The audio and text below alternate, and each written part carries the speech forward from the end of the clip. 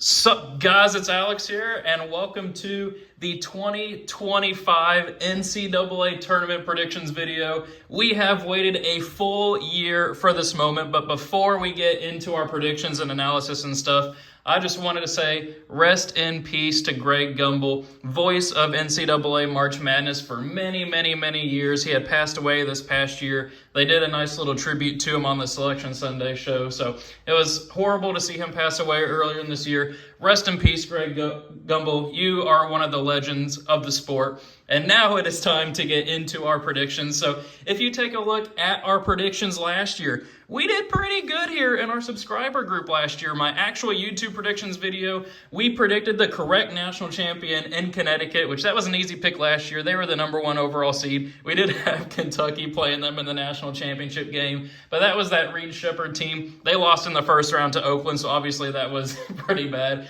But we had in our subscriber bracket league, we had 471 entries, as you can see, and one of my entries ended up winning the whole thing. You can see here, first overall, 99 percentile. We won the subscriber league. So if you want to join the subscriber bracket challenge this year, go ahead, hit that link that's in the description. We actually have 34 people in there right now who have joined in advance. So make sure you join that bracket group. I think we can have up to like 25 entries or so in there. Make sure you do that. We'll see how our bracket does this video in the actual NCAA tournament. Last year, we were in the top 80%, so it looked pretty good last year. So before we actually get into our predictions too, we got to talk about some metrics, some things to think about before the tournament.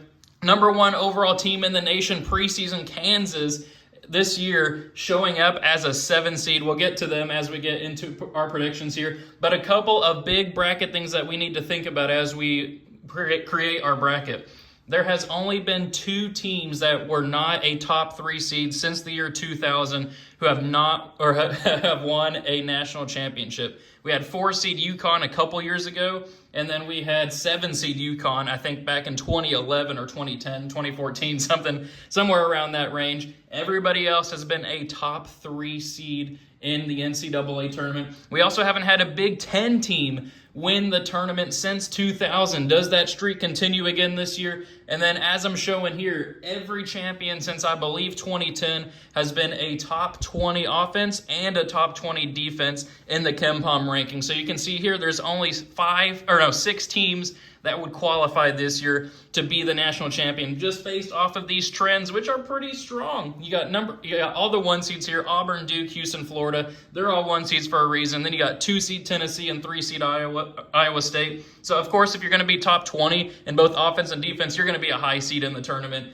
So based off of that, I don't know if we'll see a team that ends up winning the championship as a crazy upset bid. And as I mentioned, with the top 3 seeds, I mean, we've had a 1 seed win the championship every year since 2017, other than UConn when they won as a 4 seed a couple of years ago. So keep those things in mind. But now that we're 3 minutes into the video, it is time to get into our actual predictions. When I'm recording this video, the tournament challenge hasn't been released, so that's why I'm recording it here as an Excel bracket template, which I've been doing for my bracketologies. Those are always pretty fun to do. But now let's go ahead and get into our predictions. We'll be going region by region here. I might release some region by region further analyses as we get into a couple of days after this initial Selection Sunday. And then I'll have my coin flip bracket and NCAA basketball 10 bracket as well. So we'll start up here with our top left region. We'll go ahead and make it a little bit bigger too. Scroll on over here. So up first, Auburn versus the winner of Alabama State and St. Francis. Give me Auburn there. We're not seeing a 16 seed lose right now.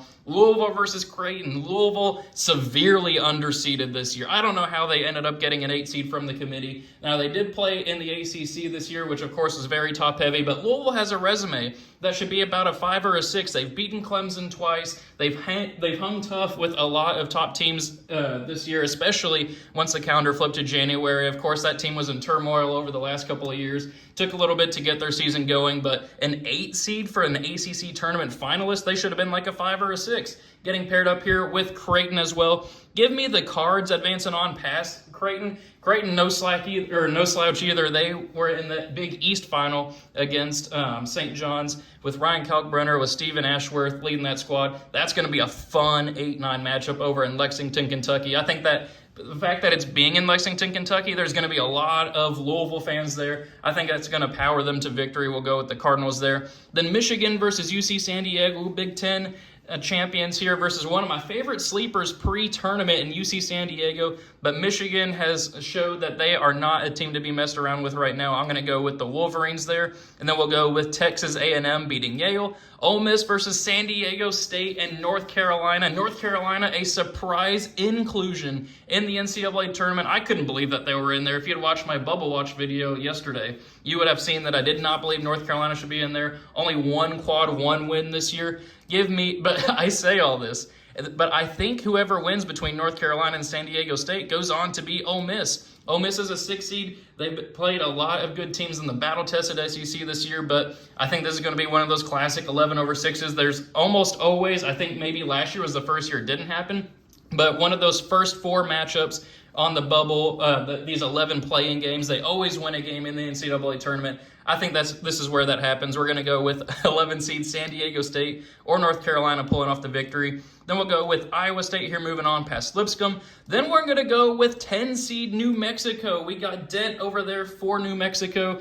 The Fighting Richard Patinos advancing on past Shaka Smart Marquette. Marquette was a 2 or 3 seed to start the season, but they just have not looked super good lately, especially in February. Give me an upset there, 10/7, and then we'll go with Michigan State here over Bryant. So then for a spot in the Sweet 16, I would love to pick Louisville to move on there, but I think they're going to run into the buzzsaw that is Auburn, though they have lost 3 out of their last 4 games heading into the tournament. So we'll see what ends up happening there, but I do think that they make it out of the Lexington, Kentucky pod, beating Louisville there. Michigan versus Texas A&M. Give me 5 seed Michigan pulling off the upset. I think they're a little underseeded as a 5, just given that they just won the Big Ten tournament, but give me them to beat Texas A&M, knocking out another SEC team, which the SEC with 14 teams in the Big Dance this year. That's absolutely crazy. But then we'll have North Carolina / San Diego State facing off Iowa State. I think give me Iowa State there, and then we'll take Michigan State to beat New Mexico as well.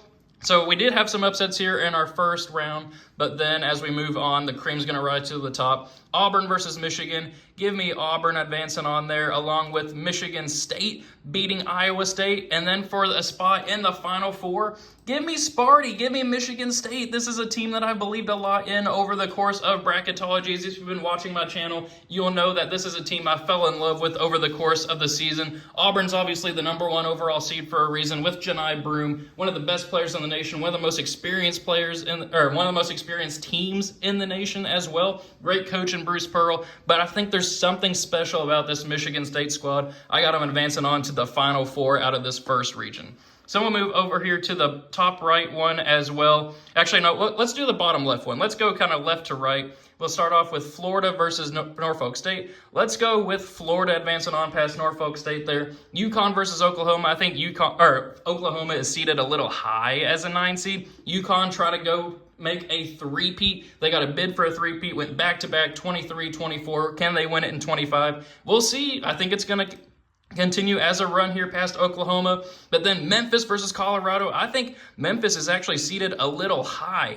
Give me the 12 seed Colorado State upset there. I think Colorado State turned some heads in the Mountain West, absolutely destroying Boise State in the championship game. Give me Colorado State there, along with Maryland to beat Grand Canyon. Then Missouri versus Drake. Give me Drake pulling off an 11/6 upset. Drake's only lost 3 times this year. Missouri was a team that overachieved this year. I mean, I think they won 1 SEC game last year. Fantastic season for the Tigers. Don't get me wrong at all. Really love what that team has been doing lately. But in terms of making a run in the NCAA tournament, I don't think that this is their year. I think Drake pulls off the victory there. Texas Tech versus UNC Wilmington. Give me Texas Tech. And then we get to this little pod here. Legendary coaches. Bill Self in Kansas. John Calipari in his first season at Arkansas. Rick Pitino, his second season at St. John's, leading that team to victory. This is going to be a fun pod to watch. But give me Kansas, the experience of Kansas, the size of Hunter Dickinson, the coaching of Bill Self, the experience of DeJuan Harris. Give me Kansas getting that win in the first round there. And then give me St. John's, the Fighting Red Storm, the Fighting Rick Pitinos, the Johnnies advancing on in the first round. Send for a spot in the Sweet 16. Florida versus UConn. I could easily see UConn pulling off this victory here. I'm going to go with Florida actually winning that game, but I could see UConn winning that They have the experience, they have the coaching, they got the talent with McNeely, Caravan, Solo Ball, but I'm going to go with the run that Florida's been on. They are just dominating team after team. Then we have Colorado State versus Maryland. Give me Maryland pulling off the victory there. Their starting five is the highest scoring starting five in the nation. Give me the Terrapins there. Then Texas Tech moving on past Drake. I would love to see Drake pull off the upset, but I don't think it's going to happen. And then give me St. John's advancing on as well. So another one where we have some first-round upsets, but the cream rising to the top. So that sets up an Elite Eight, or matchups to get to the Elite Eight. Florida versus Maryland.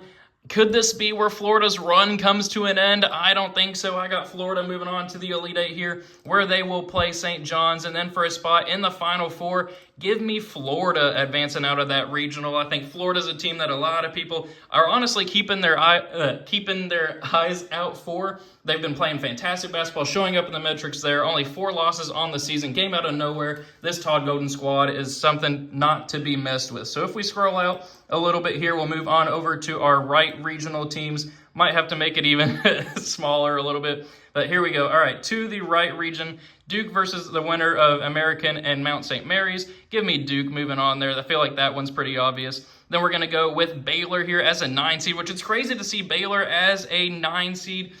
They won the national championship, 2-3 years ago, something like that. They got a great freshman in BJ Edgecombe, but give me them to move on past Chris James' squad in Mississippi State. Then Oregon versus Liberty. If you've been watching my recent bracketologies, you know that Oregon is not a team that I'm a super fan of this year, but I'll take them here moving on past Liberty. I think Dana Altman always shows up in March. I think that they'll at least win that game there. Then give me Arizona here moving on past Akron. Give me BYU advancing on past VCU as well. I really would have loved to see VCU as like a 10 seed, especially in like that New Mexico spot over there against Marquette. But against BYU, I think BYU has a ton of momentum right now. Give me the Cougars there. And then speaking of momentum, give me Wisconsin over Montana. I mean, that one's a pretty easy pick there, but give me the team that just made the Big Ten final, losing in a heartbreaker to Michigan. Then St. Mary's versus Vanderbilt. Give me St. Mary's winning that one there. I think Vanderbilt's a team coming out of the SEC that is battle-tested, but they're probably like 10th in the SEC. Give me a team that won the regular season title on the West Coast in St. Mary's, and then give me Alabama moving on past Robert Morris. So then for a spot in the Sweet 16, Duke versus Baylor. Give me the Duke Blue Devils there. I think Cooper Flagg should be good to go by the time that this game rolls around. He should be good for the tournament. Duke has said he'll be available. But for the first game, I don't know how much he'll play. But in terms of being there ready for Baylor, I think he'll be fine. So then I'm also going to go with Oregon, beating a rematch of the old Pac-12 teams, now a Big Ten team in Oregon and a Big 12 team in Arizona. Give me Oregon pulling off the 5-4 slight upset there. But then speaking of upsets, give me 6 seed BYU beating Wisconsin. I know a lot of people are saying I'm a Wisconsin hater. I'm not a Wisconsin hater. I just think that BYU is one of the best offensive teams in the nation. You could say that about Wisconsin too. I know as soon as I said that, it popped in my mind that Wisconsin's one of the best teams. But I think BYU has just been playing so good since late January. They ran into the buzzsaw that is Houston in the conference tournament. Give me BYU pulling off the upset where they will face Alabama, who will move on past St. Mary's. Then for a spot in the Elite Eight, Duke versus Oregon. Give me the Blue Devils of Duke advancing on there, where they will play BYU. I got BYU pulling off the 6-2 upset. I think Alabama is a team that could win the national championship, but their defense leaves a little bit to be desired. If you notice, like, they have a great offense, but they weren't on that list of teams that were in both the offense and defense top 20. I think BYU has a ton of momentum. They are playing great basketball. Give me BYU moving on to the Elite Eight as a 6 seed, but then give me Duke advancing on to the Final Four out of that region. I think Cooper Flagg is just going to be too much. The Duke Blue Devils advancing on there. So I'm going to move on down to our final region, Houston versus SIU Edwardsville. Give me Houston. Gonzaga versus Georgia. Great season for Georgia, showing up as a 9 seed. I think 2015 was the last time that Georgia made the NCAA tournament. But give me Gonzaga there. They have made the Sweet 16 each year for the last 9 years. That'll be something we keep our eye out on in this game against Houston. Then give me McNeese pulling off the 12-5, and then High Point pulling off the 13-4 upsets over Purdue and Clemson. How about that? McNeese is a mid-major team that I absolutely love. High Point is a high-powered offense, semi-pun intended there. Purdue's a team kind of not reeling from losing Zach Edey last year. Obviously, they're a 4 seed for a reason. Clemson's also a team that kind of just has some weird losses on their resume. I think Will Wade is a great coach for McNeese. I think High Point's going to surprise a lot of people. We are guaranteed to have a double-digit seed in the Sweet 16 in that spot right there. Then we're going to have Illinois moving on past the winner of Xavier and Texas. Texas, similar to North Carolina, Texas does not deserve to be in. I don't know why they made it in over a couple of the other bubble teams, but I don't know why Texas is in there. The committee is going to have to explain that one to me. Either way, Illinois wins that matchup there. Then we'll go with Kentucky here, moving on past Troy. Then Utah State taking out UCLA. I'm not a big UCLA guy this year. And then Tennessee obviously beating Wofford. Though I will say, Wofford has a guy who does granny shot free throws, so I'm sure at some point if he gets to the foul line, he's going to go viral for this NCAA tournament. So keep your eye out for that. That's going to be pretty funny to see. But then for a spot in the Sweet 16, Houston versus Gonzaga. Give me Houston advancing on there. They've won, I think, 25 out of their last 26 games, something crazy like that. I think it's only a road loss to Texas Tech as a demerit on their resume. They're going to make a run here in this region. Then McNeese versus High Point. Give me Will Wade's squad of McNeese advancing on to the Sweet 16 as a 12 seed. That's going to be pretty fun to see. Then Illinois versus Kentucky. I think this is going to come down to how healthy, but really both of these two squads are. But give me Illinois. As much as I hate to say it as a Kentucky fan, I'm going to have a lot of Kentucky fans watching this video who think we can make a run. We just have a lot of injuries going on this year. I don't want to say it as an excuse, but that's kind of what it is there. 3 seed, based off our resume, we have Kentucky has like 10 quad 1 wins this year, 10 top 15 wins. Maybe even they might even have more than 10 quad 1 wins. But I think Illinois has the talent to win there. I think that they're just going to overpower Kentucky in the tournament. A great season for Mark Pope's first season. Then we're going to have Tennessee here moving on past Utah State. Then for a spot in the Elite Eight, give me Houston moving on here past McNeese.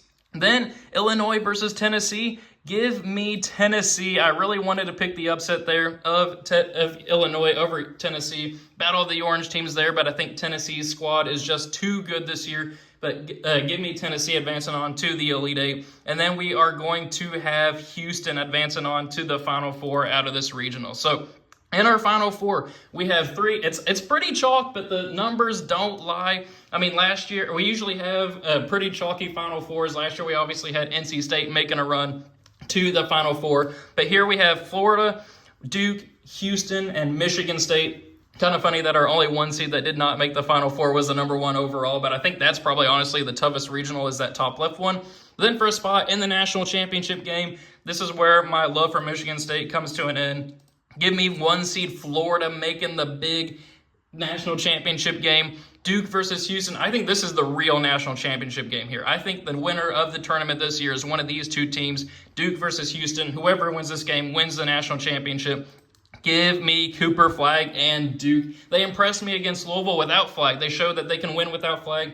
I think against Houston, they show how good they are. And so that sets up a national championship game here. Of 1 seeds, I do have to admit it is chalky, especially with the craziness that is the tournament this year, or the NCAA basketball season with so many teams making big runs, so many teams falling down, just a regular March Madness, whatever you want to call it here. But for the national championship, Florida versus Duke. As a Kentucky fan, I hate to say it, but give me the Duke Blue Devils here. It's just one of those legendary seasons for Duke. Legendary player in Cooper Flagg. He delivers John Shire his first title. They're one of the best teams in the nation for a reason. Only 3 losses this year, and those 3 losses were to quality teams.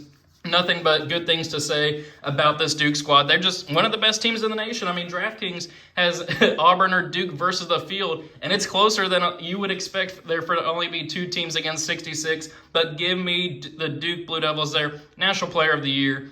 Great coach, great supporting cast, 30-3 or 31-3, something like that. What more could you ask for? Tournament champions, top 20 in the Ken Palm polls, top 3 seed. They meet all the metrics. I think that Duke wins the national championship, and I think Florida makes a big run here too to the final or to the national championship game. So, looking back on my bracket here, I think there is a lot of chalk by the time you get to the Elite Eight. We had a lot of upsets here, though. We had some 13 seeds getting upset.